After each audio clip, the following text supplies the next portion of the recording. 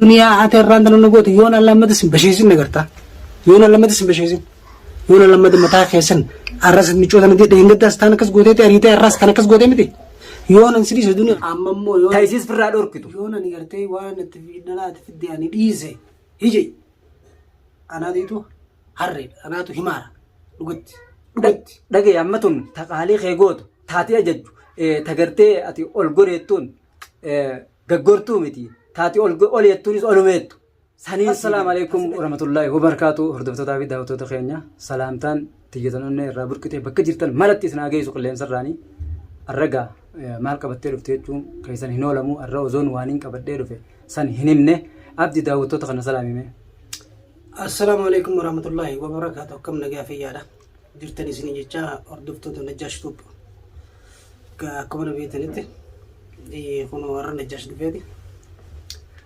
Amma durallee waan inni naan jeenaatutu jala fardiisu didee ni raapujee asii feegee irra tanaan feegee turullee na dhuftee innillee salma dureenuu siituuf godhee jechuudha akkasitti na dhufe waan inni jiru asuma waliin laalla. Hordoftootaa fi daawwattoota keenya akkuma gartee gaa duraanis dubbii quba qabdan dubbiin duniyaa tuubtuun dubbii nama ajaa'ibsiiftu irra gartee gaa maaltu oofee si fide jechuun keessan hin oolamu wanni oofee na fide gartee rakkoo obboleessi kiyya abdii Mustafaa kun keessa jiru kanaatu na fide isa bira rakkoo maaliiti yoo jettan duniyaan baatii soomanaatiin gartee ilmaan irra neeyxeeti isarratti dhiiftee qotte ilmaan kun isa dararu jira ilaanga ammaa ilmaan kiyya kun maaliif jira maal nyaatanii dhuganii osoo hin laalle deemtee alaa dhaadattee mana hunda kireeffadhe maal hunda jettee dubbattee isiin mana kireeffattiimi ani gartee saniif jeeti qishullee waan hin jiru. Arraas baruus abdii Mustafaan sibiraan jira. Tagaafattoo san gartee haala ilmaaniiti. Ati kun gartee nama obsa qabu dhiiraasi gartee dhuguma dhiira maashaallahi obsa qabdi. Obsiteeti cal jettee tagaafattoo san hunda obsitee fi haadha ilmaaniiti. Haadha ilmaanii tanaan naa wayyaadhaa jettee isii bira deebite. Akkasiin isiin ammaas deebitee yaa'isi gootee manaa gartee ifumaa yaa'isi gootee mana keessaa gabbaatee deemtee manaan kireeffadhee jettee dubbatti. Kanaafuu ani irraan tana abdii Mustafaa dhibbatti akka ajaa'ibatti naare. Maaliif naare? Siin fuusisa. Tabiraa gartee dhalaa xiqqishoo taamata 15 amma guut deemtu saniin si fuusisa. Tasi dhageessu taqaalii kee gootu. Dhalaan bash tunkunnaan tuum dhufte bash jeeleen coon dhageesse. Dhugaadha. Bash jennee jirra. Garuu ani waliin aarsi maal jedhee dhugaadha.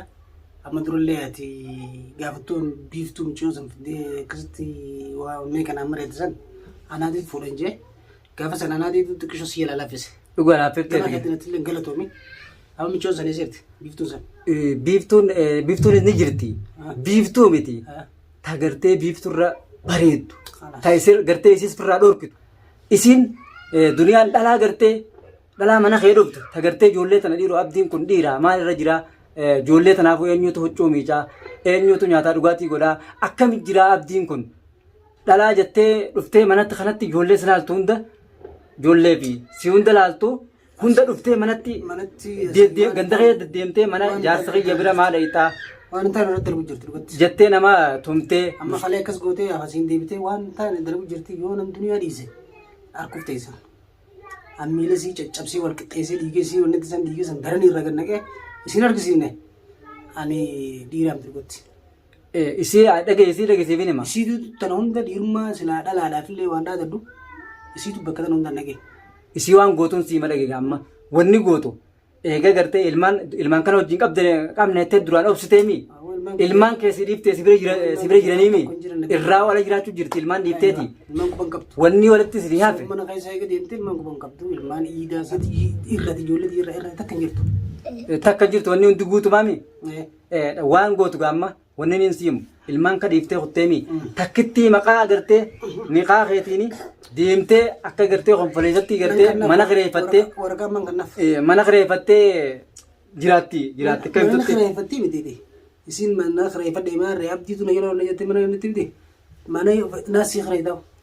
waraqaa sii dhagee Anas kireessa mala sanu. maal kireessitaa mee midhiis nama jibban maqaan beekani waraqaa isii san gartee suuraa ta'eetiif isin wal bira dhaadhaame Amma bukkisan. waraqaa gartee suuraa ta'e biraa buqqaafadhuuti suuraa ta'e biraa buqqaafadhuuti waraqaa gartee san gidaararra laxafattee Niin gubaati maal taate. gidaararra laxafattee yoo feete mana kireeffata san jalatti if gubbatti haayitu duwwaa suuraa duwwaa Siifin kan waraqaa. suuraa isii qofa halaaltu Waraqaa feenaan siifin kan. duniyaan Tama.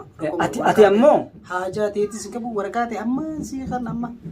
atummaan akkasi gartee obboleessa kiyyaa murataa taanaan irraa murannaan Yaa akhi. isinuu ilmaan gartee garaasii kana keessaa beekatti ilaalatte gartee baatii sagal gara baattee duudattis heeraa amataa lamaa baattee dhiiftee mucaa xiqqishaa bareedaa kan dhiiftee biraa deemteemi isin Naa jiraame yoo. dhiiftee biraa deemteemi Naa jiraame. jiraachisoo jirtaami Maal taatetis. Aboo. Maaltu irraa irra deemee namni immoo maal ta'e fakkaata. waan takka wanni irraa irratti jiru jaalataan jaalataan waan tokko isa irratanii wanni tokko isa irratti eegee waan ta'e qotte Wanti sirraa irratti ni jirti. wanni takka hin jiru ni jiraattaami isin qottoos Ni jiraatame. Egaa sin guyyoo sin kuttus ni jiraata. Yoo manta si dhiibsee si biraa kuttus ni jiraatame. Na wajjin ni jiraatame. Aywa. Hordoftootaa fi daawwattoota keenya akkuma laaltanii jirtan kana hunoo ijoollee akkana dhiiftee qotte. Garuu duniyaa gaafa kaan anilleen irraa hin qaanfadde gartee dumaashii xiyyaati wajjin nyaanne wajjin dhuynee jeetiin obsee intala masanuu jalaa hambisee jee ol bee haasee innilleen dhiisee haadha ilmaan xiyyaati bakka adda deenu hin qabnuu jee amma bakka adda deenu san bira kuttee dubbiin laal. Bakka san bira kuttee dubbiin Amma na keessaa dhufte na keessaa dhufte. Ana keessaa dhufte amma. ana amma gaa si keessaa naa dhufnaan Amma na keessaa dhufte. si keessaa naa dhufnaan duraanuu irratti hin jiraami Ana keessaa dhufte amma nin hadhaa'e barbaada sinima. dhalaan sagaleetu haadha duuba rafaati. Narra kuchiiftee dhugatti dhibbaa mootis mees sukkaroon gana fiddee yeroo sun aaraa oolu zalaalam yeroo kaya hojjedhee galu yeroo wanni jiru wumana aarsu daleetu maaliif akkana obsee dadhabe gaafa ati gartee michiyyoo fiddee hawa fuudhi michiyyoo tana jaartiin teetuun sin dhageessu kana kabajaa siin qabdu ati naan jettu sun miidhaaf gaafa san michiyyoon tiyisuunis daa'imman bishaanii Xiqqishoo ammayyoon. biraa deemuun taatu dargatti illeedha. Jechuu fi waa meeqa galli qibsee asiin eege garuu immoo asiichi iji waan samiidhaa bu'e dachiin ba'aan daddabnee yan dhageesse samii. Bara waggaan amma qilleensa irratti argu gartee isummaan saluu dhaadannoo gartee dhiiraaf akkuma gartee nama biyya qabutti wanna jetti biyya qabutti akka dhiiraa tokko dhaadetti ammoo dhalaan ta'e siif irraa dhorkite dhalaan na bira guutuu ni beektate. Beewasiimoo. Waa'ee dhalaa siin himooni. Waasiimoo. Akka itti dhageessee Oromoon tiitichi heddummaa ta'eef ullee diroo ullee irraan bannee jira. Dhugaa. Mana kireeffate dhaadattee qiib jettee qaab jettee abdi nama saniin kirkir jettee hundi namatti miti. Nama saniin jee kaa'u inaafaan keessa dhuftee laala waan ancuufee lafatti uffanni deeffatanii. Hin deeffatan. Tuu lafa jettanii arrabda. Hin deeffatu. Akkasi. Anna bira wanni saafaataan akkanaa kun hin jirtu. Waan takka dureenumaan irraan kaanee dureenumaan biraan fagaanne obsee dadhabee tufe tanaan akka lambaa ampuulii tanaatti illee oofte. Intoltoon kana waliinatti. Dhageessee isa waan ta'eef ifiin hin sossobineeti nasiiba qe'al kannaan ta'u kaladhu. Nasiiba biraa gartee Nasiiba harkannaan ta'u si darartee ilmaanis maa darartee si daran niqaa keetiin maqaa keetiin jaartii gartee abdiiti jaartii abdiiti bakka jaanii ganda keessa deddeemtee mana kireeffadhee isii sodaattee gartee dhalaan isii sodaattee mana galtu takka hin jirtu sodaa isii kalee dho'e bari dagoo dho'e michii masama dho'eeffattes os michiyyoon fuula siin beektu tatti hamte michiyyoo ofii waan itti meereechifte michiyyoo tumsiftes iftuudha malee michii masana isiin qophoofte waan dheeyteef akkasa dho'eete malee sila michii masana ofitti hin dhiiftu. Miyyoon fittin dhiiftu dhuguma miyyoon dhala akkasitti fittin dhiiftu isin gartee dagutti duraan gartee daguu baatee osoo namni gartee waan qabne qophoofte nama maal gootiime amma gaa nama dhalaa meeqa tama abdiin kun gartee abdiin kun nama nagayaati obsa qabaa nama obsa qabu akkamittiin abdii kana itti heeruma jettuu guutuudha tasi dhageessu dhalaan guutuudha taqaalii keetiif bultu maaliif kochii isiin si godhaa jirtu kun ati nama obsa qabu yoo na taate gaafuma sanuu an isuma tanaa dhiiseetiin miyyoo akkasitti gartee Siifin du'eetu sana. Siifin ifajjeesa. Siifin du'eetu sana. Sheenaa fi eegeen sheenaa fi gaabbiin gama boodaa diyan. Eegee fi gaabbiin gama boodaa diyan. Sanuun mana dhagahamu jirti. Gartee duraan namni jaartii takkaa dhabaa hojii. Yoo lama taate gartee obsiteeti. Duniyaan irra kanatti arra jettee manzaraa ol qabdee cini lallaaltu. Duniyaan dhageessaa ni boontiimi. Akkasi boontee manzaraa si garsiiftee gartee qilleensa irra bakka jirturraa ganaagaa akka boochuu goona. Akka ciqileen isiin boochee gartee imimmaan gartee akkana ciqileen firraa jedhu akkas goona. Qophiidhaan. Akkas goona atummaan gartee naamurannaan. Kun abdii kun gartee jaldeessinuu jaartii irraa nafooti. Jaartii isaa tana gartee yoo gartee duubaa wayis di'een gartee yooniin gartee harkaanillee dhe hin osoo boodan osoo haadha ilmaan kiyyaati jeeti na dubbataa jeetiin usee garuu arra san biraas bira duniyaan gartee ifiif if kuchiifte hottee jirti. Maaliif? Duniyaa jiranii mataa ol qabnee mataan ol qabatee mataa gubbaan osoo fincaanu jirti. Kanaafuu duniyaan samii yaaleetu carbee ni beekani? Carbee yaaleetu. Wannummaan gartee. Carbee bira hottee layyaa amma diyaabutu. Ani duniyaadhaaf jee xiqqishoollee mataa gadi qabu. Xiqqisho. Hanga turii keessa seenaa hanga maskaala zirraa hojjetan tagartee hangas takkanatti hin fakkaatu. Hanga miti. Takkanaatti daawwattoota keenya asumaan najjaashilleen dureen gaafasii hirtuu na jee dhufee galatoomin jaan isaanii. Garuu najjaash maaliif kana dubbataa lee hin jiina. Ani qaamaaniin bira jira. Abdii gartee qaamaaniin bira jira. Gocha isiin gootu kana diladhoo tanallee useetiin gartee mee aaraa habuufattu.